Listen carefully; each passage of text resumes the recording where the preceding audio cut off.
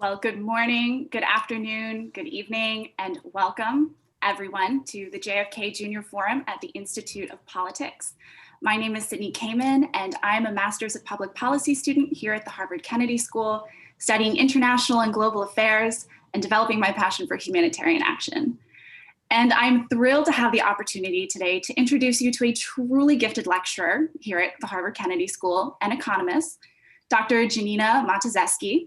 She earned her PhD in economics here at Harvard and has decades of experience in program evaluation, development economics, political economy, and research involving digital map data. She's also served as a Peace Corps volunteer in Mali. Professor Matuszeski will be moderating today's discussion on food as a pathway to peace with Governor David Beasley, the executive director of the World Food Program, which was recently awarded the Nobel Peace Prize in October under Beasley's leadership. Mr. Beasley, we are grateful for your dedicated service to humanity and the daily risks you and your colleagues take to conduct critical life-saving work. Thank you for being here today to discuss the monumental challenge of combating hunger across the globe and the role of food aid in building a peaceful future.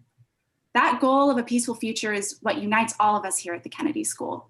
So after an epic year of loss and suffering, I feel hopeful that this conversation will afford those watching some hope and clarity on one of the pathways to achieving this shared goal of a more peaceful world. Over to you, Professor.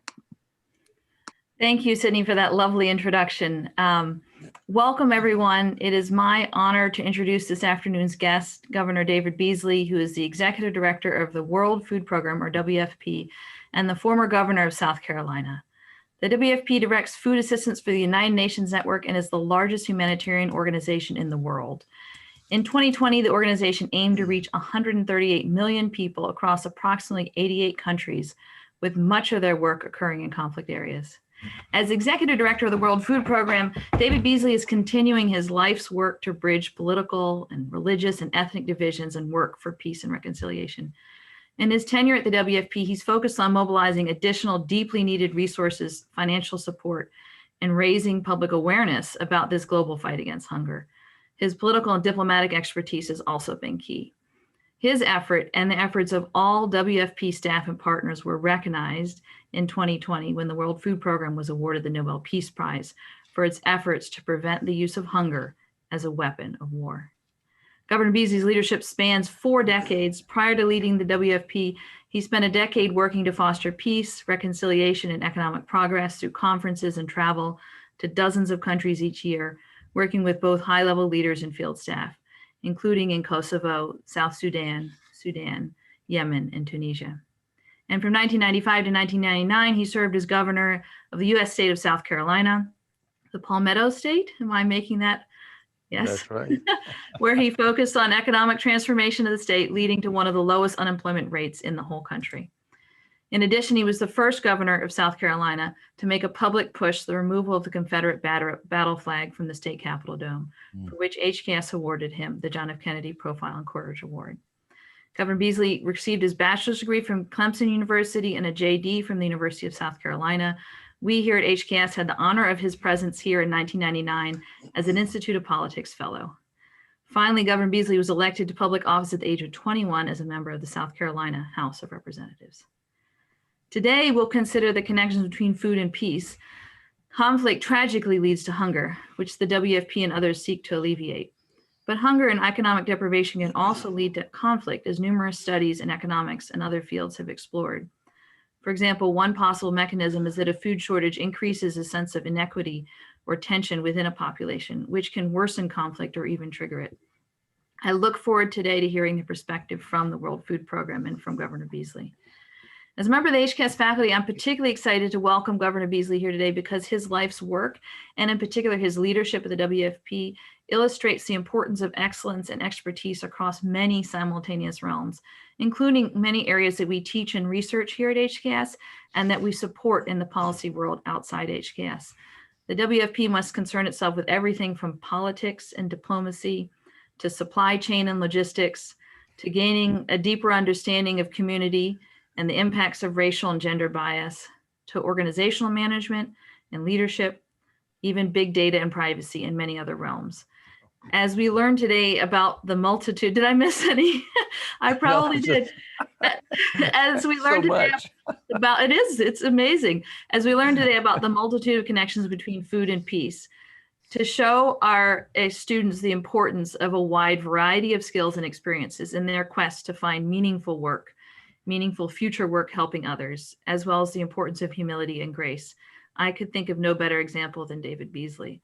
Let us offer him a warm HCAS welcome, and we will have to imagine many of us in the forum welcoming you. Welcome, Governor Beasley.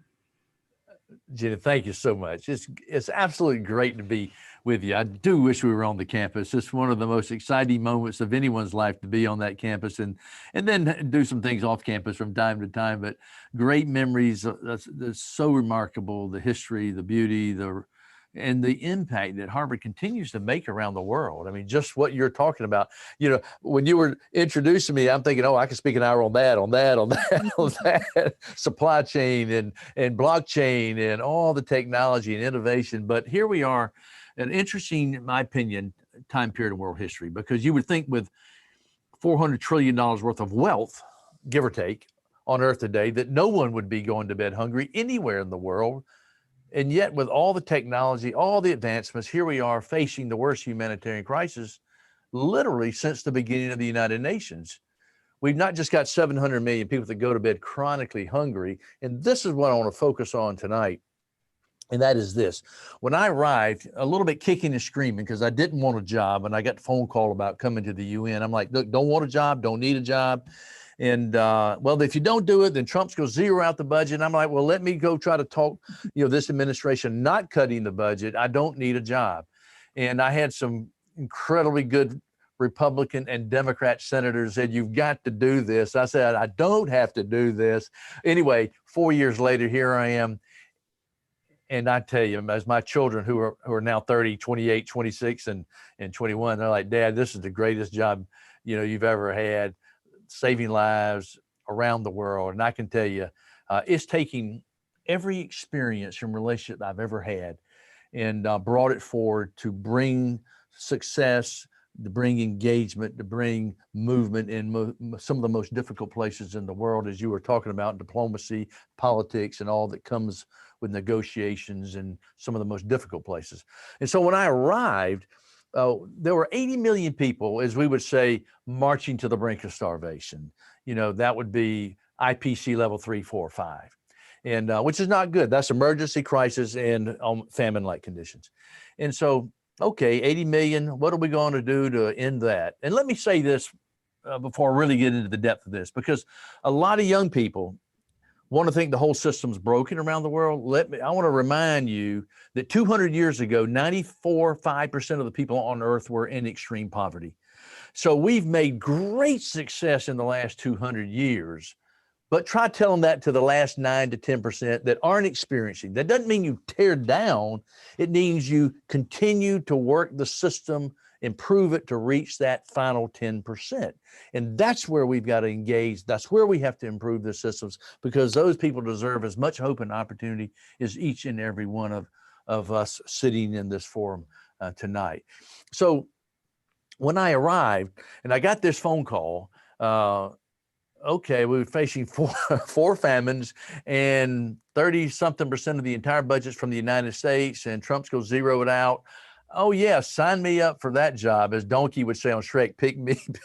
I don't think so, And but my Democrat and Republican friends, like Chris Coons and Senator Lindsey Graham, and I could go on and on, the D's and R's, and so here we are. Now, what was amazing, I call it the miracle on Pennsylvania Avenue. Even today, there's so much division politically, and this is not the subject of tonight's discussion, but I do think it's important for you to understand is that even though they're fighting on everything else, it seems like when I go to Washington and bring together literally a couple dozen Republican, Democrat senators quietly, it's just amazing how they come together, lay aside those differences and say, all right, what do you need? What do we need to do? Because they absolutely, food is a weapon of peace, even in Washington, D.C.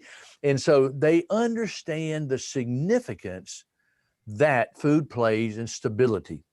in, yes, saving lives, but also in destabilization as well as mass migration. And so they get it. And so our funding unbelievably went from 1.9 billion from the United States out of a budget of 5.9 billion when I arrived to $3.7 billion in the last 4 years, because that's why I call it the miracle on Pennsylvania Avenue. Wow. It's just hard to believe.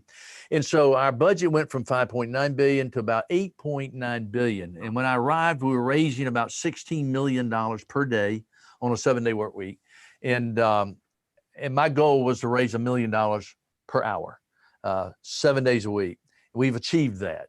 In spite of not going backwards, we've been able to move forward by making the case in some of the areas that we'll talk about a little bit later. But here's the tragedy. In the last couple of years, the number of people marching towards starvation is spiked from 80 to 135 right before COVID comes on the scene. Now, the first question, what's driving that? Number one is simple, man-made conflict. And I use man-made in a gender perspective. It's man-made conflict. Number two is climate extremes. As I tell some of my conservative friends who necessarily don't agree about climate change, I said, whoa, let me just come with me. I said, you might debate what's causing it, but I can tell you it's changing out there because I'm seeing lives, men and women whose families are being destroyed, and then what we are doing about it. Then couple that with fragile governance. Then you begin to see why the numbers have spiked from 80 to 135 million people marching to the brink of starvation. Well, COVID comes on the scene, not even mention desert locusts, and everything else is popping up left and right these days. And so COVID comes on the scene, and now the number 270, give or take, million people, IPC level 3, 4, 5. And just do the math, and you break that down. And so Tony Blair called me, it was about a year ago this time, and Tony said, David, you travel around the world and see more leaders and nations in trouble than anybody. He said, what are you seeing out there? And I said, Tony, I'm very worried because the leaders around the world are making decisions about COVID in a vacuum. And I said, if we're not careful, the cure is going to be much worse than the disease. And I began explaining what was happening in economic deterioration, supply chain disruption, particularly in third world countries and developing nations, which have just, the United States sneezes, they catch the flu. I mean, it's just how it works out there. And when I began breaking it down into some of the countries and what was going to happen over the next 4 to 8 quarters, Tony was like, my God, you've got to go speak to the Security Council and let the leaders see what you're seeing. And so I did. And it was a wake-up call. The United Nations Security Council, giving them the reality of what we were facing, that we couldn't make decisions on COVID in a vacuum. We needed to work 2 pandemics together, a health COVID pandemic and a hunger pandemic. If we did it strategically and depoliticized it, we could get through 2020. Because we thought at the end of 2020, COVID would be in our rearview mirror. Well, the leaders stepped up with about $19 trillion worth of economic stimulus packages. The G7, G20, IFIs, they allowed, this is one of our concerns, all the debt service for a lot of developing nations to defer that debt and put that money towards safety net programs on an interim basis because of the shock that was taking place. And we'll get into those details as much as you like. And so as I went through, explained what needed to be done, and the leaders responded and did it. So we averted massive famine and destabilization and mass migration in 2020 because the world responded. But 2019 was such a strong economic year, we had a lot of extra money for 2020. Well, all that money's spent now. So 2021 could be one of the worst years ever. And that's one of the reasons I've been calling on the world's billionaires to step up, because the governments are stretched.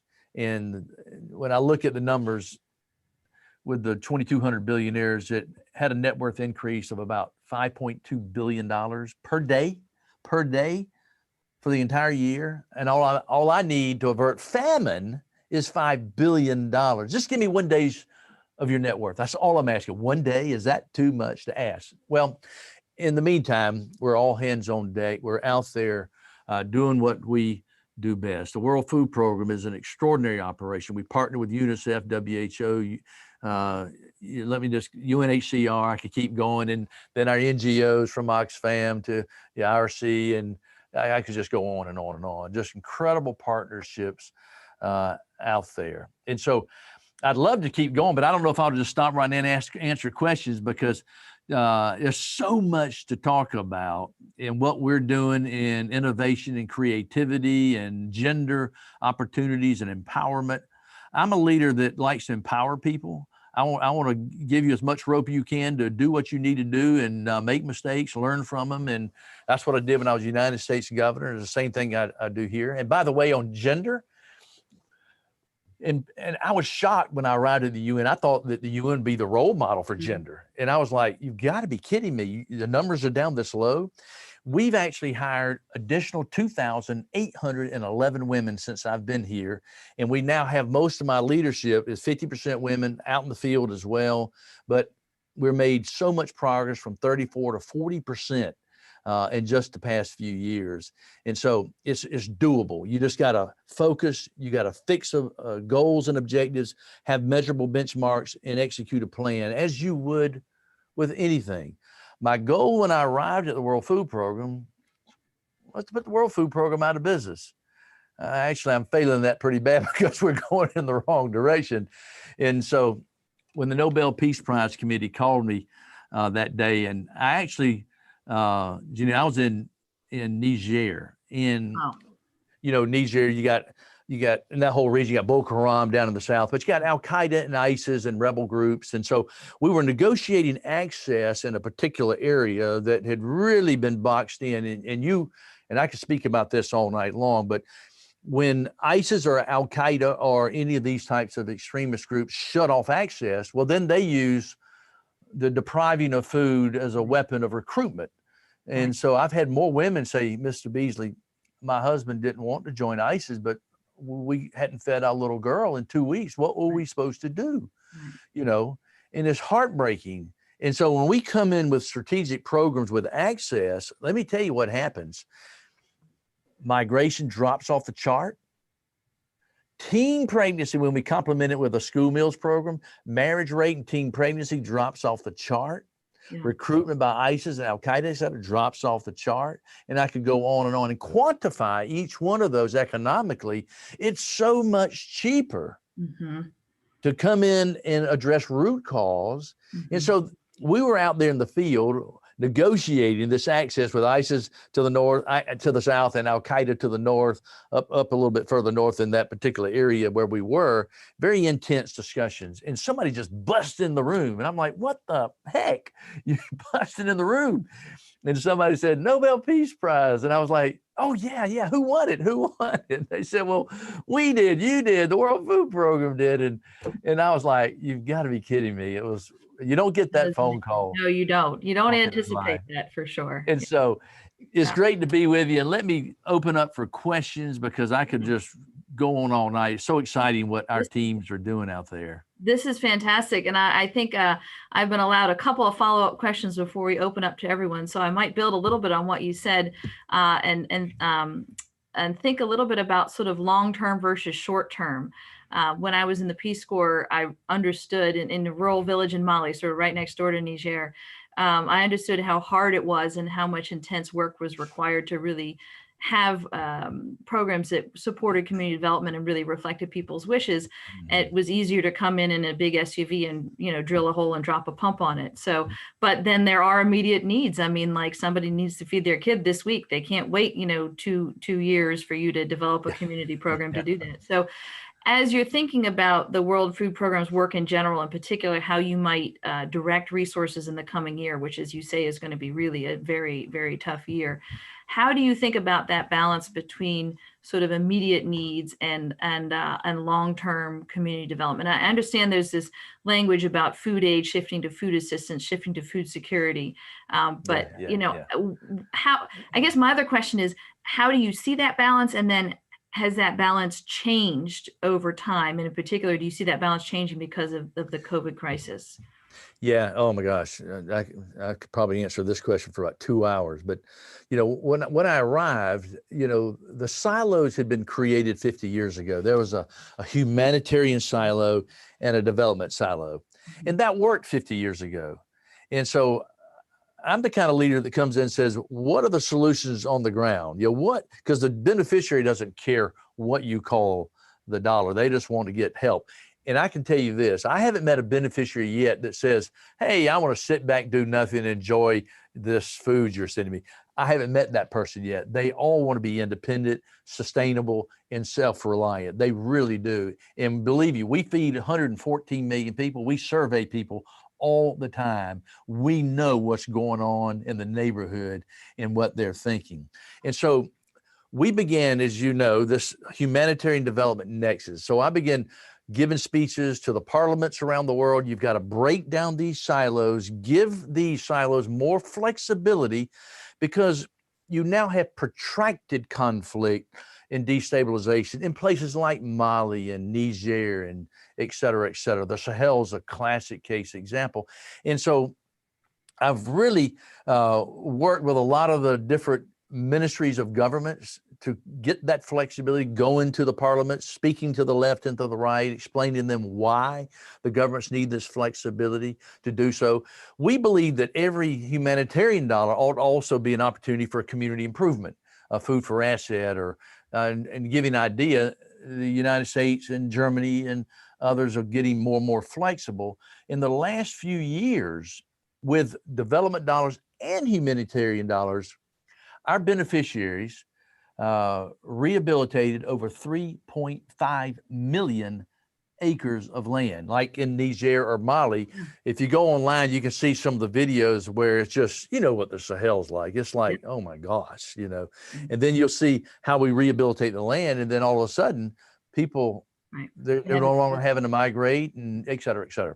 Yeah. And so we built 65,000 kilometers of roads, feeder roads, et cetera, be able to move to the marketplace, which gets into the issues of wasting and et cetera, et cetera.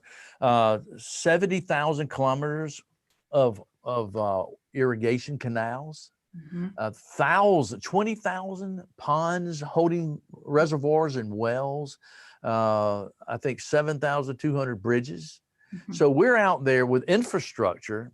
In fact, I was telling the United States the other day, if you'll give me, I think it was $10 million for infrastructure for road improvement in South Sudan, it'll save me $100 million in airdrops. And that's 90 million that I can then put to helping more people. And that's the World Food Program. We believe in saving money because, and that's what's so funny. You hear people talk about the inefficiency of the United Nations. I'm like, oh, come over to the World Food Program, because our people know when we save $1, that's 4 meals for children. And that's how we think. But this long-term versus short-term. Yeah. And this is a complex year because the short-term, it's like we got these big fires in the city. We got to put them out. So what I've been telling, let's say Merkel's team, Boris Johnson's team, the Biden team, the EU team, is that you don't have enough money for 2021 to fund everything. I said, I hate to say it. It's just the way it is. You're not going to be able to reach into the revenue pockets you've had in the past. And so you're going to have to prioritize. And it's like the Titanic in the open seas. You've got some icebergs out there, but you have a broken towel in the toilet and some spilt wine on the carpet in the ballroom and a broken wine glass in the bar. Well, what do you think you ought to give attention to? Let's focus on devastation of famine, starvation, destabilization, and migration, and get through 2021. And then let's I don't think we take our eye completely off the long-term ball game, because that's my gravest concern. And that was a question that I asked when I arrived is, okay, some of these programs, government programs, UN programs, have been in some of these countries for 30, 40 years. And what do you have to show for it? Yeah. It doesn't matter whether you're left or right. This is a matter of productivity, objectives being achieved. And I say, don't you think we should step back and say, what are we not doing right here? And that's the question, in my opinion, today. I don't want to get into an incredible conversation I had with Kristalina today, but we had an hour conversation about just this issue and what can the IMF, the World Bank, and all of us do together more strategically. And that's why I'm so excited about Samantha Power coming into her role. She's a dynamo. I mean, Well, and we we know can talk that about. here. We love her here. So Oh, she's we're great. sorry to She's lose her, but fantastic. it's exciting the role she's going to be able to play. Oh my It's interesting gosh. also that you talk about long run, because in some sense, to the extent that COVID is really devastating to communities and to economies, Yeah. even the short run is the long run, right? Because there'll be less damage to build back from. I mean, that's always true to a certain extent, but there's sort of a temporary need here that's very different in style than, say, a 5 or 10-year need that you might have in a refugee community. You know, COVID, how it impacts the West, people say, well, COVID just, has no discrimination. That's not true. I mean, in Boston, if you had a lockdown for 2-3 weeks, well, you got a pantry full of food that you gonna be fine. You might not like what you're eating on the third week, but you're gonna be okay. Most of the people that we are working with, they live hand to mouth. So like when Nigeria did a 5-week lockdown, we were like, you can't do that without a safety net program. They had a 5-week lockdown and 1,000 people died from COVID. 1 million people just in one city went into IPC 345. Wow. 1 million. Wow. And so how many people died from diphtheria, malaria, cholera, because their immune system collapsed because they didn't have the nutrition they need? So you got to make these decisions right. And that's where we've been all hands on deck. Now, not many people realize that we are the logistics humanitarian backbone for the United Nations in the NGO world. So when the airline industry shut down and you couldn't move COVID supplies or passengers into these developing nations, we picked up that tab. We carried 145,000 cubic meters of COVID supplies, ventilators, testing equipment, gowns, masks, et cetera, and about 171 countries.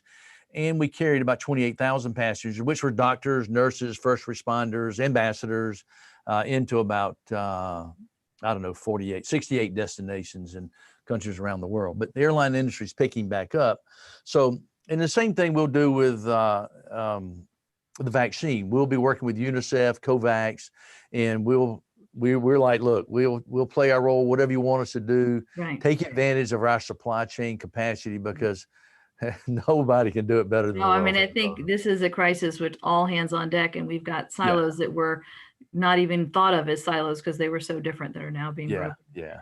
I now am thinking that we probably want to hear from our audience. Before I do that, though, I was going to ask a related question and preface it with an acknowledgement of the tragic incident in the DRC. And I don't want to take time to ask the question, but I do want to acknowledge that and let everybody know that there was a tragic incident in the Democratic Republic of Congo on Monday, in which a World Food Program convoy headed to a school feeding project near Goma was attacked, and the Italian ambassador to the DRC, as I understand, and a World Food Program staff member and additional embassy staff member were killed. And that today I've understood is the official day of mourning at the WFP for this tragedy. So I just wanted to say, acknowledge that and say my heart goes out to the WFP staff and their families in this difficult time. And, I had a related question about security and access, but I want to move to the audience, and I just wanted to acknowledge that because it is a difficult time and the work you do is dangerous and challenging. So it is. Thank you. In fact, I'm heading to to DRC in a few days, but last night I'm in Rome right now, and I leave tonight. I leave in about 2 hours. I take off to Africa, but last night about midnight, the Italian military government flew the remains of the Italian ambassador, and so I was there with the prime minister and the foreign minister, and it's just heartbreaking. And the ambassador, for example, had a wife with 3 little girls. And the bodyguard was engaged to be married in a couple of months. And then our driver, he was a driver with 8 children. And so I'm going to go see the children, go see the family next week. But it's not, the answer is not, that comes with a job. It's just heartbreaking whenever it happens. And so you see why we work so hard on access and peaceful access, and why these humanitarian principles are so important. But anyway, back to you. But I want to acknowledge that, and you're welcome to talk about that issue too. But I just wanted to let you all know that we were all thinking about you, and know it's a hard day for your staff.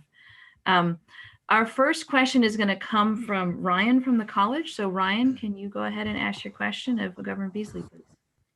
Hi, Governor Beasley. Thank you so much for being here and for all the work that you do. My name is Ryan. I'm a senior here at Harvard College, and I used to co-chair the policy program at the Institute of Politics. During your talk, you mentioned a lot of the difficulties that the World Food Program faces, from climate change to just the impending financial difficulties of 2021. So my question is pretty straightforward. Despite these difficulties, what keeps you optimistic? What was the question? Despite all these difficulties, especially the immediate difficulties you face in 2021, what keeps you optimistic? You know, you remember Scott Pelley with 60 Minutes? Scott Pelley and I were doing a big story. You may have seen this, I don't know, but it was about a year or so ago, and it was a hell of a tough story on Yemen. I was just rough. I was tough on everybody, the U.S., the Saudis, everybody, about the lack of access, but the high data port and everything. And so anyway, we were wrapping up the story, and Scott was taking off my mic, and we were demiking, and I've known Scott, but not really well, but he, as a governor, and Scott said, he says, Governor, you got the greatest job on earth, saving millions of lives around the world. And I said, Scott, I really do. I said, but I'm going to say something to you that you haven't thought of, and it's going to bother you. And he looked at me like, well, what can that be, And I said, Scott, I don't go to bed at night thinking about the children we saved. I go to bed at night weeping over the children we couldn't reach because of lack of money or the lack of access. And I said, when we don't get the money or the access we need, we have to choose which children eat, which children don't eat, which children live, which children die. I said, how would you like that job, Scott? And he looked at me like, oh my God, I never thought about that. And I said, well, we don't have a choice. We have to do it every day. And when you know there's $400 trillion of wealth out there, it just burns you up that we're in this position that we're in with the lack of money needed. Now, but what fires me up, Ryan, I can tell you, I can be in the most heartbreaking area with rubble all around you in the middle of Syria, in Deir ez-Zor or wherever it might be, and there's nothing but rubble. And you see these little children running around and just the spark in their eyes, and it fires you up. That's my little sister. That's my little brother. They're equal to me, and they deserve an opportunity. And that's what it's all about. If we could just end these wars, we can end hunger. But anyway, thanks, Ryan. Thank you. Thank you, Governor. And thank you, Ryan. I was remiss in my job as a moderator, not sharing the rules, but Ryan followed them to a T. So we're going to follow Ryan's example. And with our questions from the audience, I'm going to remind everyone of our ground rules at the forum.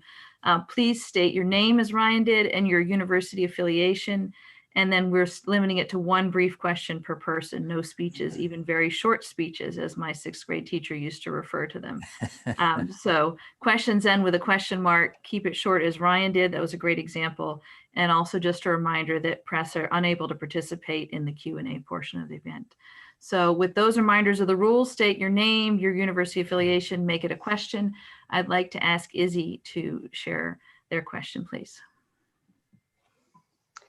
Thank you so much, Governor Beasley, for being here with us today. My name is Izzy Ernst. I'm a Master of Public Administration student at HKS.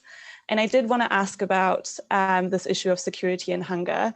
Earthling Cousin, one of your predecessors, said in an op-ed a couple of days ago that hunger has generally been confronted as a humanitarian issue, and rightly so, but it must also be treated as an essential element of military or foreign policy, which reflects a growing sentiment in the West.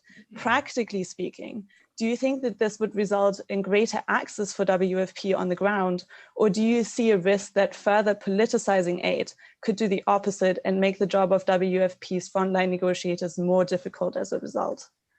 Yeah, we deal with this we deal with this every single day, and people have really, unless you're in this world, as Janina can tell you, we deal with access issues, negotiating every single day. And I had, I don't want to say who it was, but a major political figure in the world said, you can't be negotiating with these terrorists. I said, well, I tell you what, we got a truckload of grain, wheat, that's going to be saving a lot of people down in the middle of Somalia. And when that Al-Shabaab Jeep rides up with a 50 caliber weapon and they stop you and they put the gun to your head, Okay, you don't negotiate.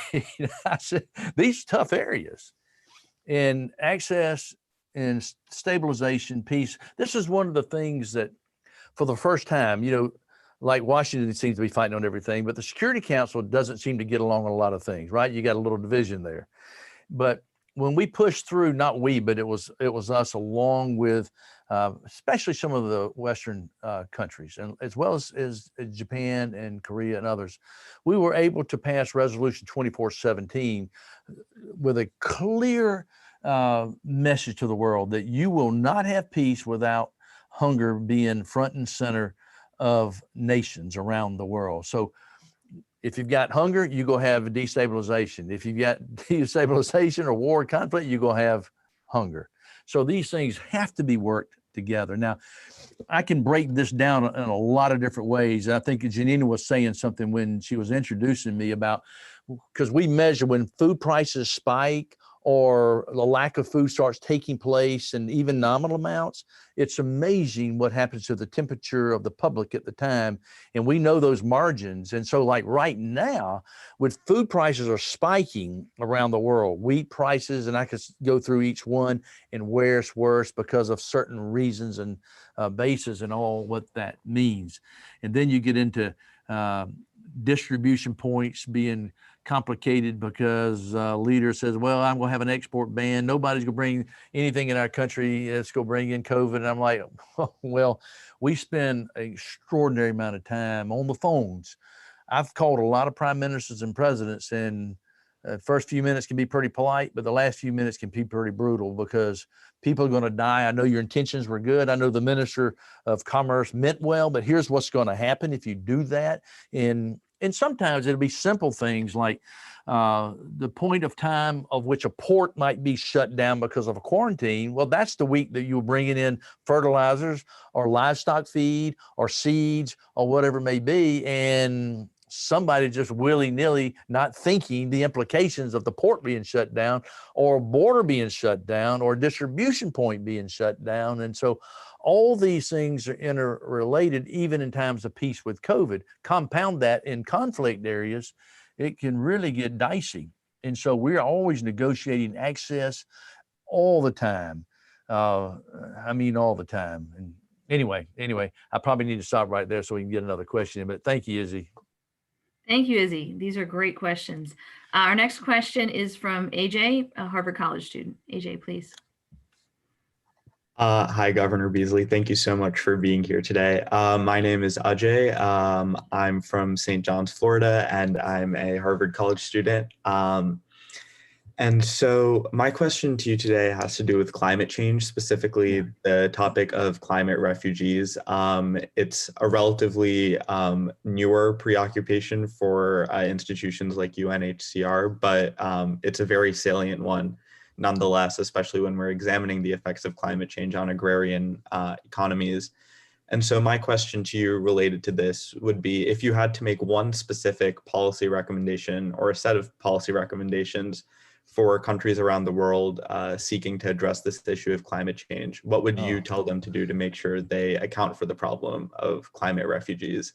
Gosh, Ajay, man, that's probably above my pay grade. I'm dealing with the aftermath, trying to keep people alive from these, this is not to avoid the question. I mean, there's probably so many things that can be done. This is where I'm so hopeful for your generation that's going to really bring some great results around the world. And what we deal with out there, it's really quite remarkable. The people that are having the greatest impact on the climate versus the people who have the greatest impact on rehabilitating the lands. Right. It's those are the people we deal with that aren't really contributing much at all to the carbon footprint.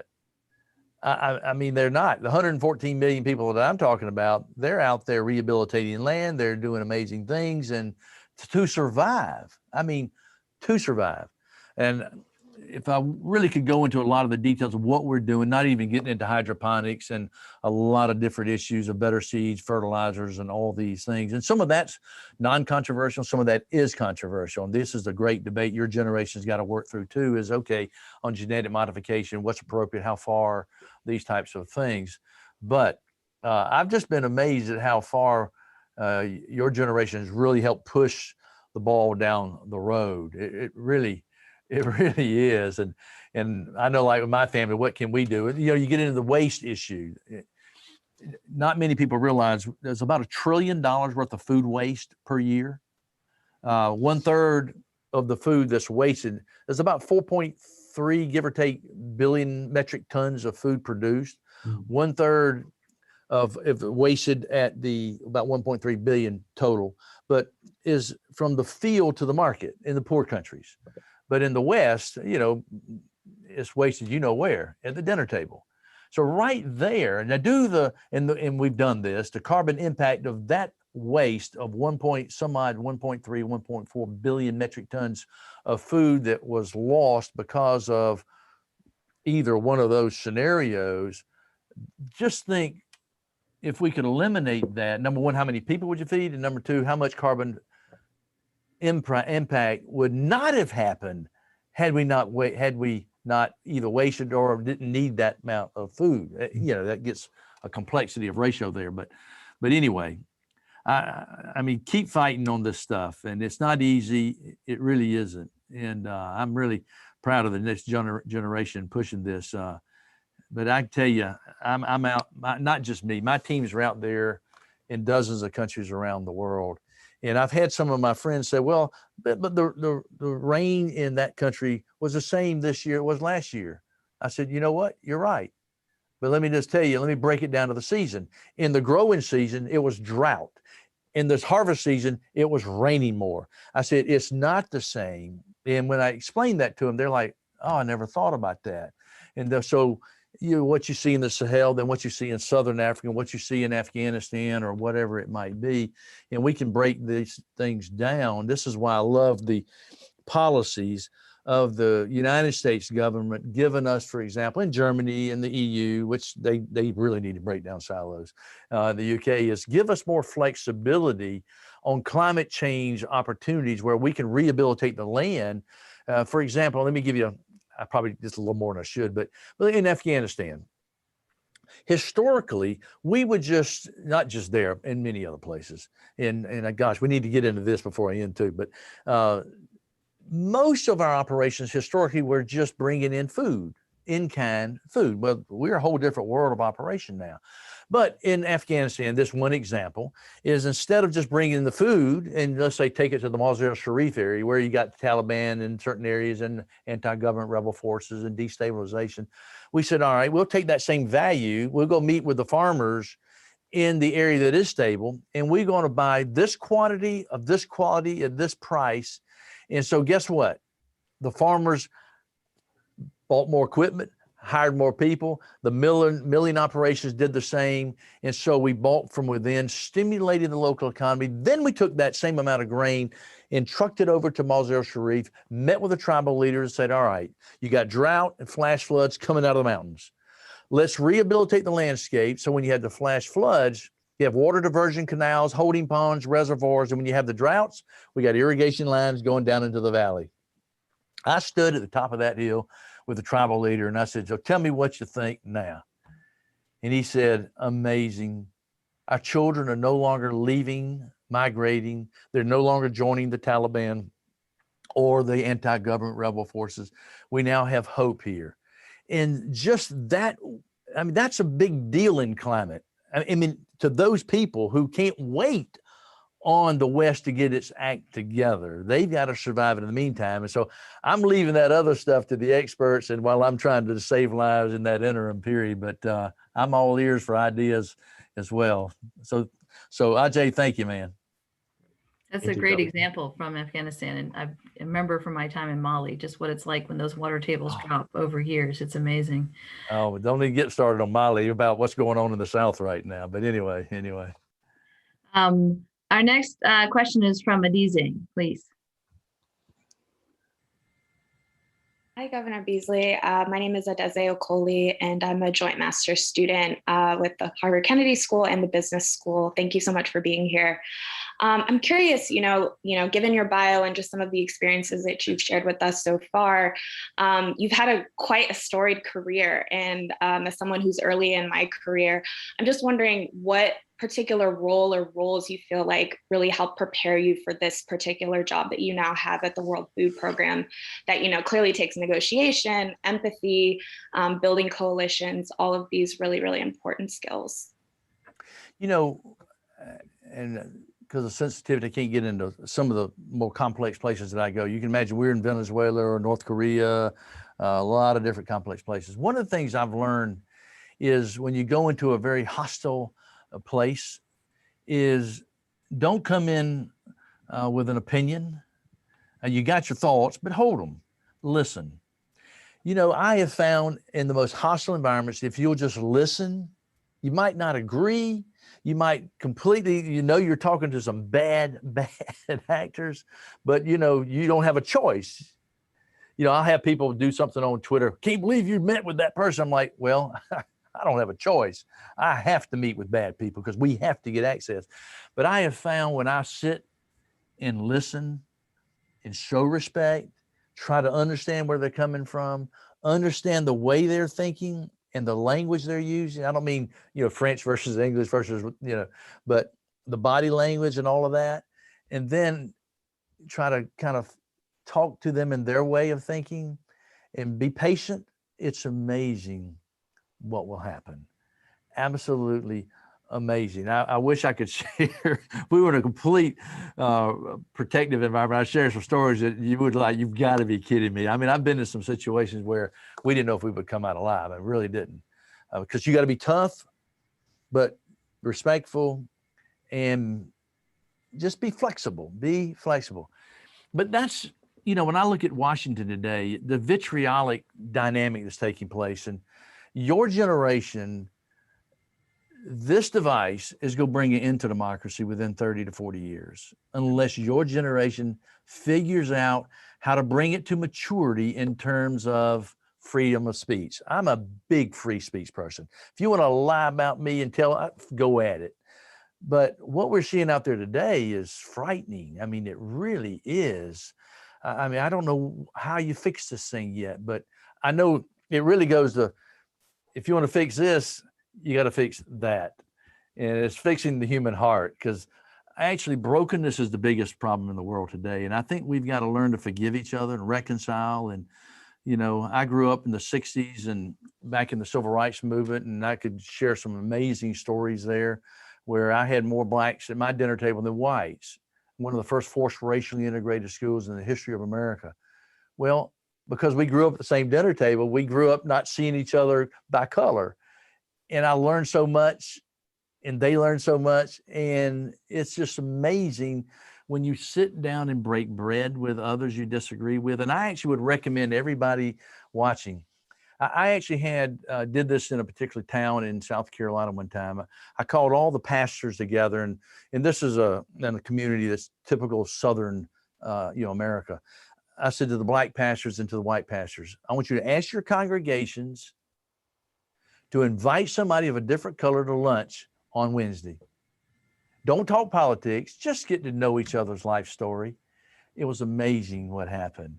I mean, just amazing. I said, don't talk politics, don't talk religion, just get to know about your family and your history. And it was the most amazing thing.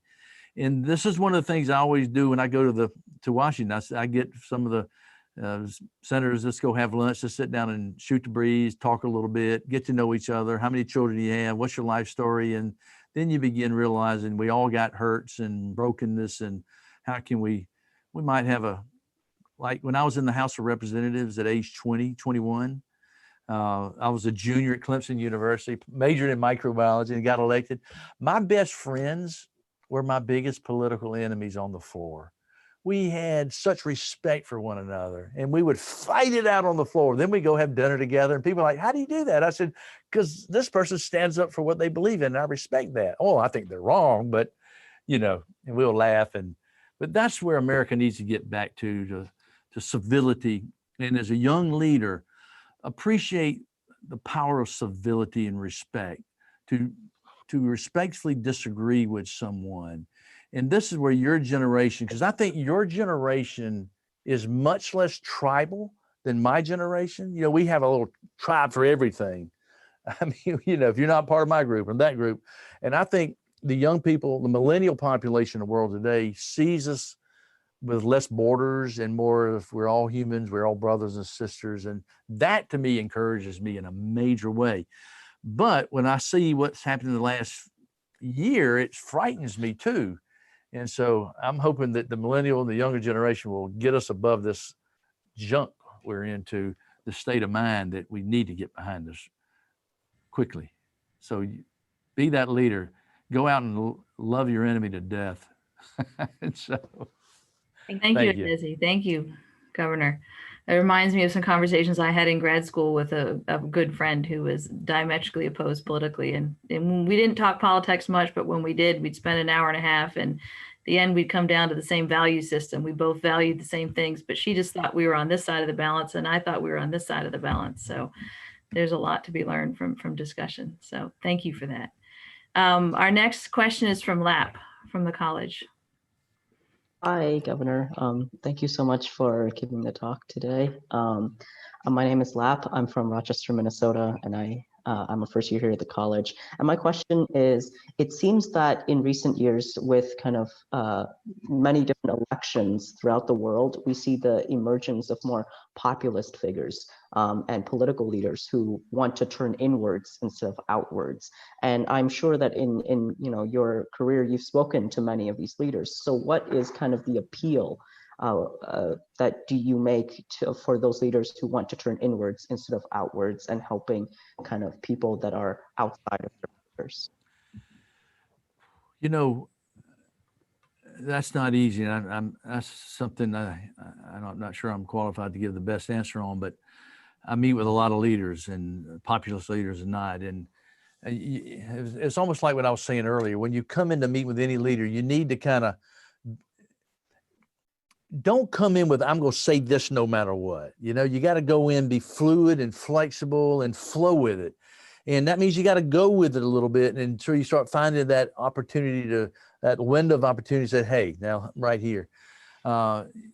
Research, understanding where they're coming from, and then having that dialogue. And I'm not to get into, obviously, you know, like under the Trump administration, for example, the funding level, and a lot of my friends were just attacking Trump from day one on the funding on humanitarian. I said, I don't want to get in his crosshairs. I said, I do believe that if I can get certain information in front of him, because I'd already been working, I don't want to get into my strategy, because Samantha Power's like, how in the world did you do what you did? You know, I said, well, we'll over a beer, we'll tell the whole story.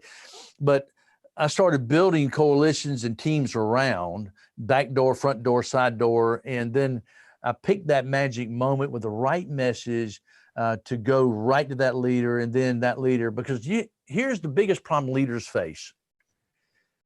How do you determine who has access to you? In other words, information control.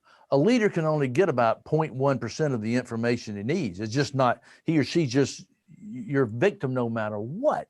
So how do you make certain you get the right information? And that's a question I've got in another country right now with a leader that I know that I'm like, I'm not sure you're getting all the information you need. And or is your team around you providing you with the information you need to hear, not what you want to hear? And so you got to look for that magic moment where you can come in and say, all right. We did that in the Trump administration. And if you go back in, gosh, I think it was around September of his first General Assembly speech, he made the comment, well, at least the United Nations feeds people good. You know, that was a major breakthrough. I mean, I can't tell you what it took to get to that point, but once we got to that point, and then I laid out the reality, because I met with some of the hardcore, the Tea Party conservatives. I said, let me explain to you what we're doing, how we're doing it, why we're doing it, and speak their language. Now, this is a problem in the United Nations, and Janina knows exactly what I'm going to talk about when I say this. The UN will speak a lingo and a language that hardly anybody even understands. The first couple of months I was there, I was like, what the hell are they saying? I don't even know what they're talking about. All these acronyms and this and that. And I'm like, what in the world?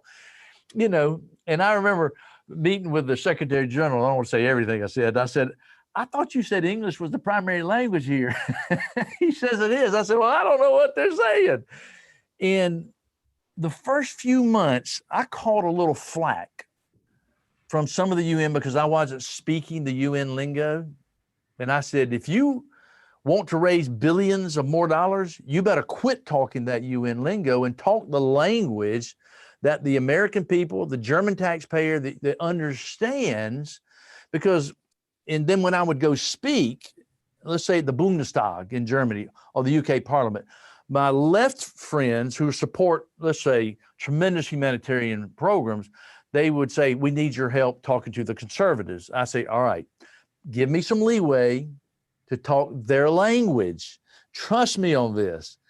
And they said, all right. And by the end of the committee hearing, we'd have everybody together and the funding level would go up and the ministries are usually like, how'd you do that? I'm like, well, don't come in with blinders on and talk only one language to one group of people. You got to really talk to all the groups and figure out where the weak spots are on the committee versus I want to speak to a constituency that I already have. And I think the UN has really learned a lot in the last couple of years because as I said, I had a couple that's, now you really shouldn't say that. And then after our funding went up a couple billion, they're like, how'd you say that again? You know? But anyway. I think in my own experience, this amazing amount of translation happens even between academics and practitioners. So much of it is literally just translating ideas and concepts. It really is. You are so right. We have, unfortunately, just about a minute and a half for our last. And so, Stephanie, if you could do your question and see if we can get one last response from Governor Beasley, and then we will finish. Stephanie, are you there? Oh, we don't have Stephanie. Okay. All right. Well, I think given actually that we are at time, I will go ahead and close things. Governor Beasley, thank you so much. We are deeply, deeply grateful for your presence, especially in the midst of all of the other tasks and opportunities you have. So we've learned so much from you about so many different aspects of your work and about public policy and implementation in general. So we're just deeply grateful. And we hope to see you again sometime soon. We wish you all the best. Our hearts are with your staff members as they deal with a difficult day. And we thank you so much for all your work. If you'd like to share a few final words, and then I have a final announcement to make about a forum event tonight. Well, thank you so much. This has been great. We got to do this again. I love the questions. I mean, it's just, you know, it just inspires me, encourages me, and maybe we can do it in person on the campus at some point in time. But thank you, and don't hesitate to reach out anytime. We're very much looking forward to it. We'll have to imagine that we're all in the big 3-story forum talking to each other and experiencing that together.